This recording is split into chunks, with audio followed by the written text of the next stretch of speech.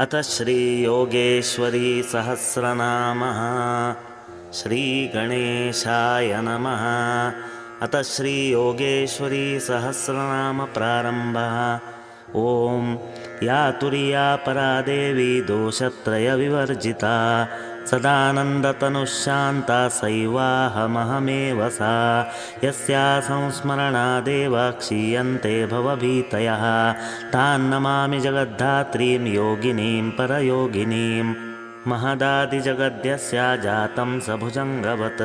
सा अम्बापुरसंस्थाना पातु योगेश्वरेश्वरी।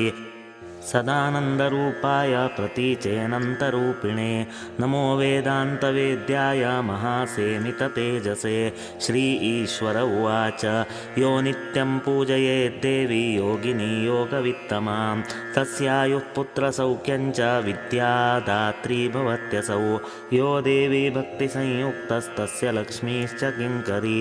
राजानो वश्यतां यान्ति स्त्रियो वै मदविह्वलाः। यो भवानीं महामायां मोहयेन्नित्यमाहतः ऐहिकं च सुखं प्राप्य परे ब्रह्मणि लीयते। श्रीविष्णुरुवाच देवदेव महादेव नीलकण्ठ उमापते रहस्यं प्रष्टुमिच्छामि संशयोऽस्ति महामते। चराचरस्य कर्ता त्वं संहर्ता पालकस्तथा कस्या देव्यास्त्वया शम्भो क्रियते स्तुतिरन्वहम्। जप्यते परमो मन्त्रो ध्यायते किं त्वया प्रभो वद शम्भो महादेव त्वत्तः का परदेवता। प्रसन्नो यदि देवेश परमेश पुरातनं रहस्यं परया देव्या कृपया कथय प्रभो। विनायासं विना जाप्यं विना ध्यानं विनार्चनं प्राणायामं विना होमं विना नित्योदितक्रियं विना दानं विना गन्धं विना पुष्पं विना बलिं विना भूतादिशुद्धिंश्च तथा देवी प्रसीदति। इति पुष्टस्तथा शम्भुर्विष्णुना प्रभविष्णुना प्रोवाच भगवान् देवी विकसन्नेत्रपङ्कजः। श्रीशिव उवाच साधु साधु सुरश्रेष्ठ पुष्टवानासि साम्प्रतं षण्मुखास्यापि यद्गोप्यं रहस्यं तद्वदामि ते। पुरा युगक्षये लोकान् कर्तुमिच्छुः सुरासुरं गुणत्रयमयी शक्तिश्चिद्रूपाद्या व्यवस्थिता तस्यामहं समुत्पन्नो मतस्त्वं जगतः पिता। त्वत्तो ब्रह्मा समुद्भूतो लोककर्ता महाविभुः ब्रह्मणो ऋषयो जातास्तत्त्वैस्तैर्महदादिभिः चेतनीति ततः शक्तिर्मा काप्यालिङ्ग्य तिष्ठति। आराधिता स्तुता सैव सर्वमङ्गलकारिणी तस्यास्त्वदनुग्रहादेव मया प्राप्तं परं पदं।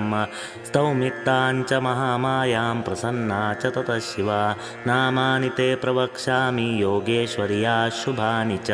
गतानि प्रपठेद्विद्यावान् नमोतानि सुरेश्वर तस्या स्तोत्रं महापुण्यं स्वयं कल्पात् प्रकाशितं। गोपनीयं प्रयत्नेन पठनीयं प्रयत्नतः तव तत्कथयिष्यामि श्रुत्वा तदवधारय। यस्यैककालपठनात् सर्वे विघ्नागलायितः पठेत् सहस्रनामख्यं स्तोत्रं मोक्षस्य साधनं। प्रसन्ना योगिनी तस्य पुत्रत्वेनानुकल्पते तथा ब्रह्मामृतैर्ब्रह्मकुसुमैः पूजिता परा प्रसीदति तथा तेन श्रुत्वा देवी प्रसीदति। अस्य श्रीयोगेश्वरी सहस्रनामस्तोत्रमन्त्रस्य श्रीमहादेवर्षिः अनुष्टुप्छन्दः श्रीयोगेश्वरी देवता मम सकलकामनासिद्ध्यर्थम् अम्बापुरवासिनी प्रीत्यर्थं सहस्रनामस्तोत्रजपे विनियोगः। अथ न्यासः ॐ ह्रीं अङ्गुष्ठाभ्यां नमः ॐ यं तर्जनीभ्यां नमः ॐ यां मध्यमाभ्यां नमः ॐ रुद्रदेवत्यायै अनामिकाभ्यां नमः ॐ योगेश्वर्यै कनिष्ठिकाभ्यां नमः ॐ स्वाहा करतलकरपृष्ठाभ्यां नमः। एवं हृदयादिषडङ्गन्यासः ॐ ह्रीं हृदयाय नमः ॐ यं शिरसे स्वाहा ॐ यां शिखायै वषट् ॐ रुद्रदेवत्यायै कवचाय हुम् ॐ योगेश्वर्यै नेत्रत्रयाय वौ षट् ॐ स्वाहा अस्त्राय फट् ॐ भूर्भुवस्वरोमिति दिग्बन्धः अथ ध्यानम् ॐ कालाभ्राम्यां कटाक्षैरलिकुलभयदां मौलिबन्धैस्तुरेखां शङ्खं चक्रकपालं डमरुमपि करैरुद्धवहतीं त्रिनेत्रां सिंहस्कन्धादिरूढां त्रिभुवनमखिलं तेजसा पूरयन्तीं ध्यायेदम्बाजयाख्यां त्रिदशपरिणतां सिद्धिकामो नरेन्द्रः अथ सहस्रनामस्तवनम् ॐ योगिनी योगमाया च योगपीठा स्थितप्रिया योगिनी योगदीक्षा च योगरूपा च योगिनी योगगम्या योगरता योगी हृदयवासिनी योगस्थिता योगयुता योगमार्गरता सदा योगेश्वरी योगनिद्रा योगदात्री सरस्वती तपोयुक्त्वा तपप्रीतिस्तपःसिद्धिप्रदा परा निशुम्भशुम्भसंहर्त्री रक्तबीजविनाशिनी मधुकैटभहन्त्री च महिषासुरघातिनी शारदेन्दुप्रतीकाशा चन्द्रकोटिप्रकाशिनी महामाया महाकाली महामारीक्षुदातृशा निद्रा तृष्णा चैकवीरा कालरात्रि दुरत्वया महाविद्या महावाणी भारती वाक्सरस्वती आर्या ब्राह्मी कामधेनुर्वेदगर्भा सुरेश्वरी करालविकरालाख्या अतिकालातिदीपिका एकलिंगा योगिनी च डाकिनी भैरवी तथा महाभैरवकेन्द्राक्षी त्वसितांगी सुरेश्वरी शान्तिचन्द्रार्धमाकर्षी कलाकान्तिकलानिधि सर्वसंक्षोभिणी शक्ति सर्वाह्लादकरी प्रिया सर्वाकर्षणिका शक्ति सर्वविद्राविणी तथा सर्वसम्मोहिनी शक्ति सर्वस्तंभनकारिणी सर्वजुम्भनिका नाम शक्ति सर्वत्र शंकरी महासौभाग्यगंभीरा पीनवृत्तघनस्तने रत्नपीठविनिक्षिप्ता साधकेप्सितभूषणा नानाशस्त्रधरा दिव्या वसतिर्हसितानना खड्गपात्रधरा देवी दिव्यवस्त्रा च योगिनी सर्वसिद्धिप्रदा देवी सम्पत्प्रदानना सर्वप्रियङ्करी चैव सर्वमङ्गलकारिणी सा वैष्णवी सैव शैवी महारौद्री शिवा क्षमा कौमारी पार्वती सैव सर्वमङ्गलदायिनी ब्राह्मी माहेश्वरी चैव कौमारी वैष्णवी परा वाराही चैव माहेन्द्री चामुण्डा सर्वदेवता अणिमा महिमा सिद्धिर्लघिमा शिवरूपिका वशित्वसिद्धिप्राकाम्या भक्तरिच्चाष्टमी परा सर्वकर्षाणिका शक्ति सर्वाह्लादकरी प्रिया सर्वसम्मोहिनी शक्ति सर्वस्तंभनकारिणी सर्वजृम्भणिका नाम शक्ति सर्ववंशकरी सर्वार्थरञ्जिनी शक्ति सर्वमोदनकारिणी सर्वार्थसाधकी शक्ति सर्वसम्पत्तिपूरकी सर्वमन्त्रमयी शक्ति सर्वद्वन्द्ववक्षयङ्करी सर्वकामप्रदो देवी सर्वदुःखप्रमोचनी सर्वामृत्युप्रशमनी सर्वविघ्नानिवारिणी सर्वाङ्गसुन्दरा देवी सर्वसौभाग्यदायिनी सर्वरक्षाकरी देवी अक्षवर्णा विराजिता सर्वास्याद्या विशालाक्षी नित्या बुद्धिस्वरूपिणी श्वेतपर्वतसङ्काशा श्वेतवस्त्रा सती नीलहस्ता रक्तमध्या सुश्वेतस्तनमण्डला रक्तपादा नीलजङ्गा सुचित्रजगना विभो चित्रमाल्याम्बरधरा चित्रगन्धानुलेपना जपाकुसुमवर्णाभा रक्ताम्बरविभूषणा रक्तायुधा रक्तनेत्रा रक्तकुञ्चितमूर्धजा सर्वास्याद्या महालक्ष्मी नित्या बुद्धिस्वरूपिणी चतुर्भुजा रक्तदन्ता जगद्व्याप्यव्यवस्थिता नीलाञ्जनचयप्राख्या महादंष्ट्रा महानना विस्तीर्णलोचना देवी वृत्तपीनपयोधरा एकवीरा कालरात्रि सैवोक्ता कामदास्तुता भीमादेवीति सम्पूज्य चैत्रपुत्रप्रदायिनी या सात्विकगुणा प्रोक्ता या विशिष्टसरस्वती सा देवकार्यवसति स्वरूपमपरं ददौ देवस्तुता तदा गौरी स्वदेहा तरुणीं सृजत ख्याता वै कौशिकी देवी ततः कृष्णा भवत्सती हिमाचलकृतस्थाना कालिकेति च विश्रुता महासरस्वती देवी शुम्भासुरनिबर्हिणी श्वेतपर्वतसङ्काशा श्वेतवस्त्रविभूषणा नानारत्नसमाकीर्णा वेदविद्याविनोदिनी शस्त्रव्रातसमायुक्ता भारती सा सरस्वती वागेश्वरी पीतवर्णा सैवोक्ता कामदालया कृष्णवर्णा महालम्बा नीलोत्पलविलोचनी गम्भीरनाभिस्त्रिवली विभूषिततनूदरी सुकर्कशा चन्द्रभासा वृत्तपीनपयोधरा चतुर्भुजा विशालाक्षी कामिनी पद्मलोचना शाकम्भरी समाख्याता शताक्षी वनशङ्करी त्रिपुरा विजया भीमा तारा त्रैलोक्यसुन्दरी शाम्भवी त्रिजगन्मातस्वरा त्रिपुरसुन्दरी कामाक्षी कमलाक्षी च धृतिस्त्रिपुरतापिनी जया जयन्ती शिवदा जलेशी चरणप्रिया गजवक्त्रा त्रिनेत्रा च शङ्खिनी चापराजिता महिषग्नी शुभानन्दा स्वाहा शिवसना विद्युद्विवा त्रिवक्त्रा च चतुर्वक्त्रा सदाशिवा कोटराक्षी शिखिरवा त्रिपदा सर्वमङ्गला मयूरवदना सिद्धिबुद्धिकाकरवासती हङ्कारा तालकेशी च सर्वतारा च सुन्दरी सर्पास्या च महाजिह्वा पाशपाणिगरुत्मनी पद्मावती सुकेशी च पद्मकेशी क्षमावती पद्मावती सूरमुखी पद्मवक्त्रा षडानना त्रिवर्गफलदा माया रक्षोग्नि पद्मवासिनी प्रणवेशी महोल्का भाविघ्नशीतस्तम्भिनी खला मातृका वर्णरूपा च अक्षरारोहिणी गुहा अजपा मोहिनी श्यामा जपरूपा बलोत्कटा वाराही वैष्णवी जम्बा वार्ताली दैत्यतापिनी क्षेमङ्करी सिद्धिकरी बहुमाया सुरेश्वरी छिन्नमूर्धा छिन्नकेशी दानवेन्द्रक्षयङ्करी शाकम्भरी मोक्षलक्ष्मीर्जभिनी बगलामुखी अश्वारूढा महाक्लिन्ना नारसिंही गजेश्वरी सिद्धेश्वरी विश्वदुर्गा चामुण्डा शववाहना ज्वालामुखी कराली च त्रिपटा खेचरेश्वरी शम्भुघ्नी दैत्यदर्पघ्नी विन्ध्याचलनिवासिनी योगिनी च विशालाक्षी तथा त्रिपुरभैरवी मातङ्गिनी करालाक्षी गजरूढा महेश्वरी पार्वती कमला लक्ष्मी श्वेतचलनिभाद्युमा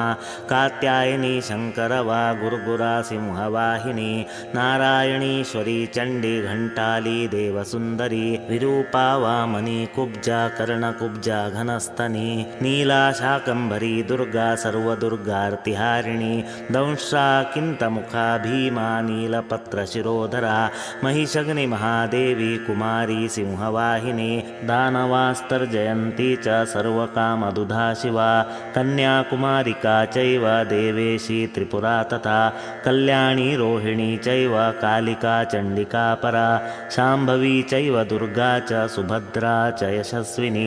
कालात्मिका कलातीता कारुण्यहृदया शिवा कारुण्यजननी नित्या कल्याणी करुणाकरा कामाधरा कामरूपा कालदण्डस्वरूपिणी कामदा करुणाधारा कालिका कामदा शुभा चण्डवीरा चण्डमाया चण्डमुण्डविनाशिनी चण्डिका शक्तिरत्युग्रा चण्डिका चण्डविग्रहा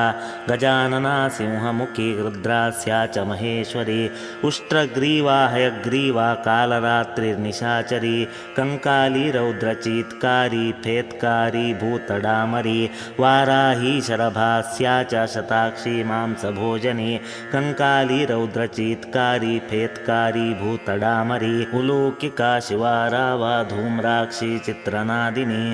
ऊर्ध्वकेशी भद्रकेशी शवहस्तान्त्रमालिनी कपालहस्तरक्ताशी श्येनी रुधिरदायिनी खड्गिनी दीर्घलम्बोष्टी पाशहस्ता बलाकिनी काकतुण्डा पाशहस्ता धूर्जटी विषभक्षिणी पशुघ्नी पापहन्त्री च मयूरी विकटानना भयविध्वंसिनी चैव प्रेतास्या प्रेतवाहिनी कोटराक्षी लसा विव्वा अष्टवक्रा सुरप्रिया व्यात्ता स्यादुम्न निःश्वासा त्रिपुरा भुवनेश्वरी बृहत्तृण्डा दण्डहस्ता प्रचण्डा चण्डविक्रमा स्थूलकेशी बृहत्कुक्षी यमदूती करालिनी दशवक्त्रा दशपदा दशहस्ता विलासिनी अनाद्यन्तस्वरूपा च क्रोधरूपा मनोगतिः मनुश्रुतिस्मृतिघ्राणचक्षुस्त्वग्रसनात्मिका योगिनी नानसंस्था च योगसिद्ध्यधिप्रदायिका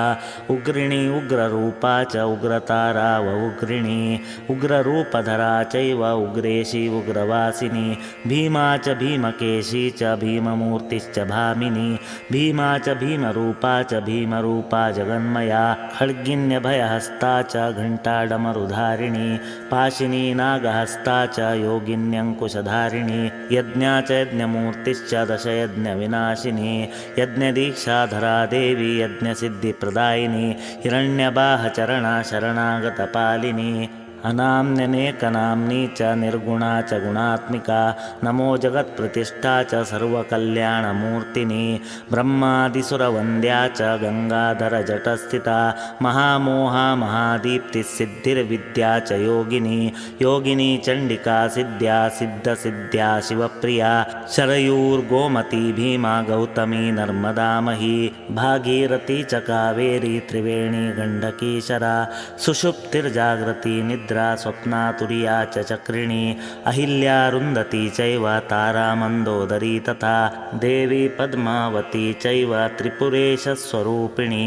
एकवीरा महादेवी कानकाद्याश्च देवता शूलिनी परिगास्त्रा च खड्गिन्यबाह्यदेवता कौबेरी घनदायाम्याग्नेयी वायुतनुर्निशा ईशानी नैऋतिः सौम्या माहेन्द्री वरुणी तथा सर्वर्षि पूजनीयान्द्रि सर्वयन्त्रादिदेवता सप्तघातुमयी मूर्ति सप्तघात्वन्तराश्रया देहपुष्टिर्मनःपुष्टिस्ततस्तुन्ति बलोद्धता तपोनिष्ठा तयो युक्ता तापसः सिद्धिदायिनी तपस्विनी तपस्सिद्धिस्तापसी तपप्रिया औषधी वैद्यमाता च द्रव्यशक्तिप्रभाविनी वेदविद्या च विद्या च सुकुलाकुलपूजिता जालन्धरशिरश्चेत्री महर्षिहितकारिणी योगिनी च महायोगकालरात्रिर्महारवा अमोहा च प्रगल्भा च गायत्री हरवल्लभा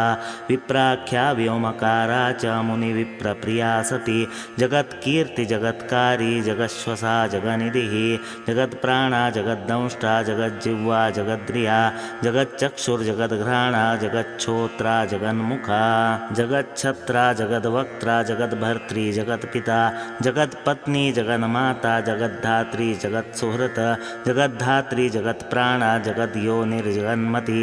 सर्वस्तंभी महामाया जगद्दीक्षा जया तथा भक्तैकलक्ष्याद्या विद्या त्रिवधा चतुर्विधा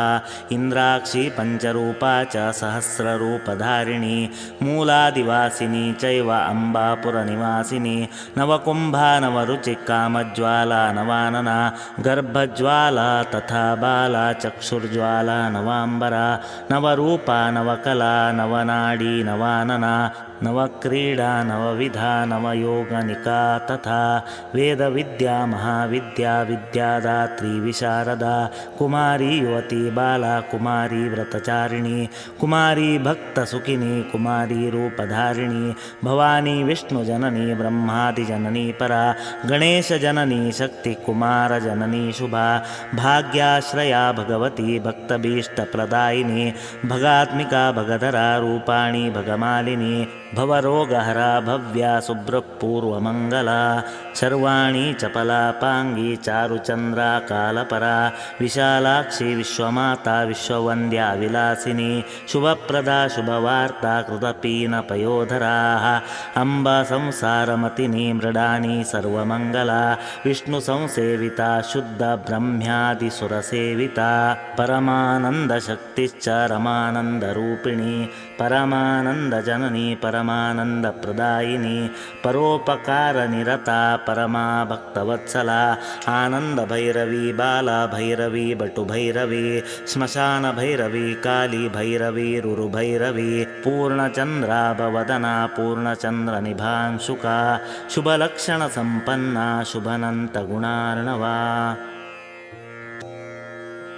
शुभसौभाग्यनिलया शुभचाररता प्रिया सुखसंभोगभावना सर्वसौख्यानिरूपिणी अवलम्बा तथा वाग्मी प्रवरा वाद्यवादिनी गूर्णादिपट्टला कोपादुतीर्णकुटिलानना पापदा पापनाशा च ब्रह्माग्निशापमोचनी सर्वातीता च उच्छिष्टा चाण्डाली परिघायुधा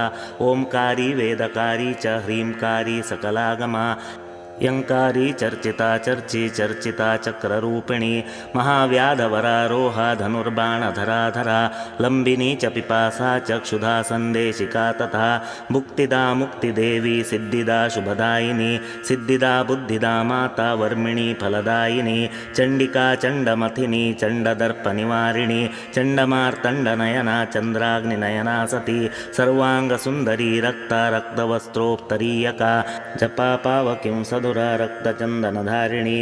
कर्पूरागरुकस्तूरी कुङ्कुमद्रवलेपिनी विचित्ररत्नपृथिवी कल्मषान्द्री तलास्थिता भगात्मिका भगाधारा रूपिणी भगमालिनी लिङ्गभिर्दायिनी लिङ्गप्रियलिङ्गनिवासिनी भगलिङ्गस्वरूपा च भगलिङ्गसुखावहा स्वयम्भुकुसुमप्रीता स्वयम्भुकुसुमार्चिता स्वयम्भुकुसुमस्नाता स्वयम्भुपुष्पतर्पिता स्वयम्भुपुष्पतिलका स्वयम्भुपुष्पधारिणी पुण्डरीककरा पुण्या पुण्यदा पुण्यरूपिणी पुण्यज्ञेया पुण्यवन्द्या पुण्यमूर्तिपुरातना अनवद्या वेदवेद्या वेदवेदान्तरूपिणी मायातीता सृष्टमाया माया धर्मात्मवन्दिता असृष्टा संगरहिता सृष्टहेतुकपर्दिनी वृषारूढा शूलहस्ता स्थितिसंहारकारिणी मन्दस्थितिशुद्धरूपा शुद्धचित्तमुनिस्तुता महाभाग्यवती दक्षा दक्षाध्वरविनाशिनी अपर्णानन्यशरणा भक्ताभीष्टफलप्रदा नित्या सुंदर सर्वांगी सदानंदलक्षणा कामजा केलिका केली कर्षा कर्बुरकालजा गिरिजा गर्वजा गोत्रा अकुला कुलजा तथा दिनजा दिनमाता च वेदजा वेदसंवृता क्रोधजा कुटजा धारा परमा बलगर्विता सर्वलोकोत्तरा भाव सर्वकालोद्भवात्मिका कुण्डगोलोद्भवा प्रीता कुण्डगोलोद्भवात्मिका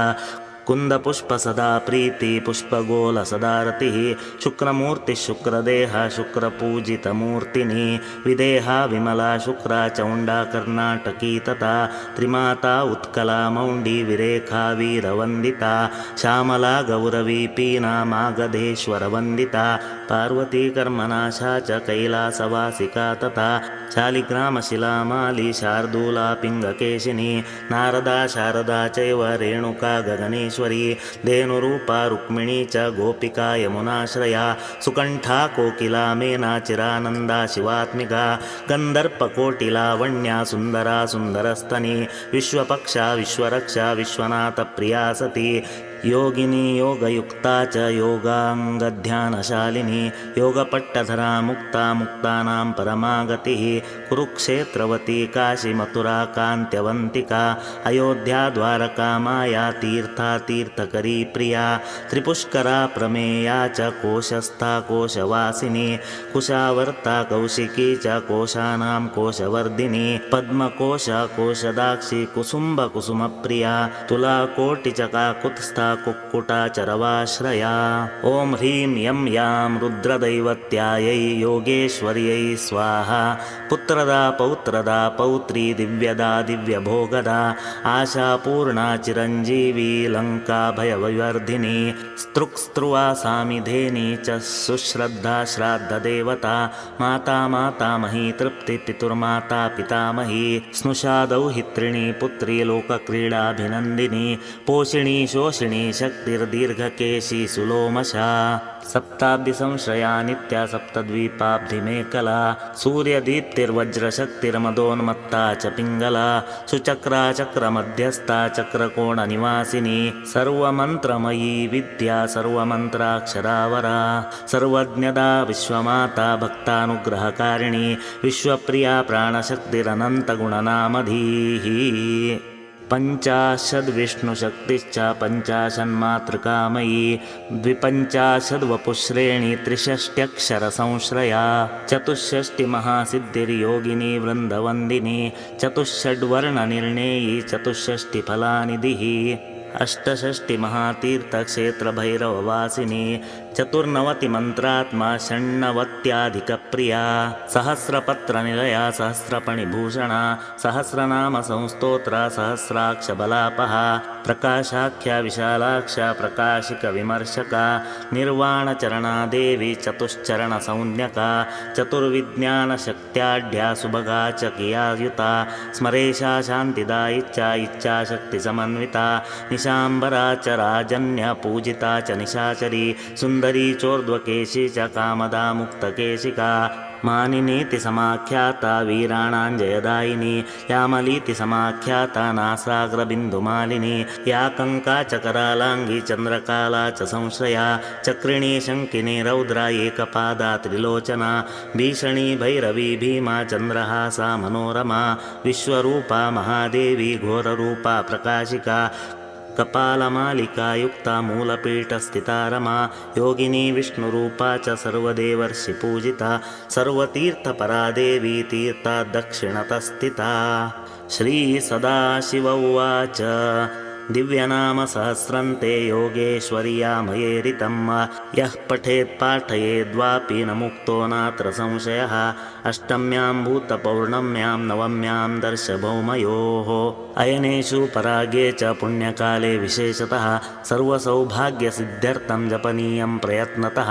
सर्वाभीष्टकरं पुण्यं नित्यमङ्गलदायकम् इयं नामावली तुभ्यं मयाद्य समुदीरिता गोपनीया प्रयत्नेन नाख्येय च कदाचन भक्ताय ज्येष्ठपुत्राय देयं शिष्याय धीमते आवहन्तीति मन्त्रेण युक्तान्येतानि सादरं यो जपेत् सततं भक्त्या सर्वकामान् लभते ध्रुवम् कार्याण्यावाहनादीनि देव्या शिविरतात्मभिः आवहन्तीति मन्त्रेण प्रत्येकं च यथाक्रमं कर्तव्यं तर्पणं चापि तेन मन्त्रेण मूलवत् तदन्वितैश्च होमोऽपि कर्तव्यं स्तैश्च मूलतः गतानि दिव्यनामानि श्रुत्वा ध्यात्वापि यो नरः ध्यात्वा देवीं च सततं सर्वकामार्थसिद्धये गतापप्रसादेन नित्यतृप्तो वसाम्यहं सन्तुष्टहृदयो नित्यं वसाम्यत्रार्चयं शिवां स्वापकाले प्रबोधे च यात्राकाले विशेषतः तस्य सर्वभयं नास्ति रणे च विजयी भवेत् राजद्वारे सभास्थाने विवादे विप्लवे तथा चोरव्याघ्रभयं नास्ति संग्रामे जयवर्धनं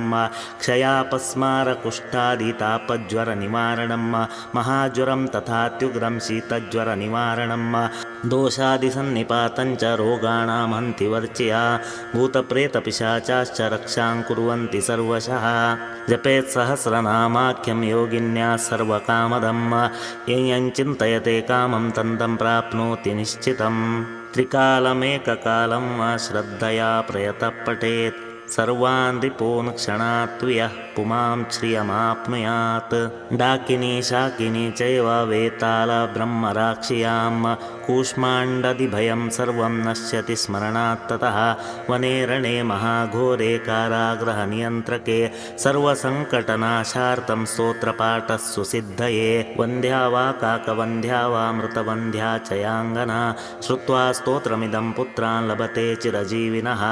स्वयम्भुकुसुमैः शुक्रैः सुगन्धिकुसुमान्वितैः कुङ्कुमागरुकस्तूरी सिन्दूरादिभिरर्चयेत् फलपुष्पादिभिरैर्युक्तैः मध्वाजैः पायसान्वितैः पक्वान्नैः षड्रसैर्भोज्यैः साद्वन्नैश्च चतुर्विधैः कुमारीं पूजयेत् भक्त्या ब्राह्मणांश्च सुवासिनीः शक्तितो दक्षिणां दत्त्वा वासोऽलङ्कारभूषणैः अनेन विधिना पूज्या देव्या सन्तुष्टकारकं सहस्रनामपाठातु कार्यसिद्धिर्न संशयः रमाकान्तसुराधीश प्रोक्तं गुह्यतरं मया नासूयकाय वक्तव्यं परशिष्याय नो वदेत् देवी भक्ताय वक्तव्यं मम भक्ताय माधव तव भक्ताय वक्तव्यं न मूर्खाय ततायिने सत्यं सत्यं पुनः सत्यम् उद्धृत्य भुजमुच्यते नानया सदृशी विद्या न देव्या योगिनी परा इति श्रीरुद्रयामले उत्तरखण्डे देवीचरित्रे विष्णुशङ्करसंवादे योगीश्वरी सहस्रनामस्तोत्रं सम्पूर्णम्। ॐ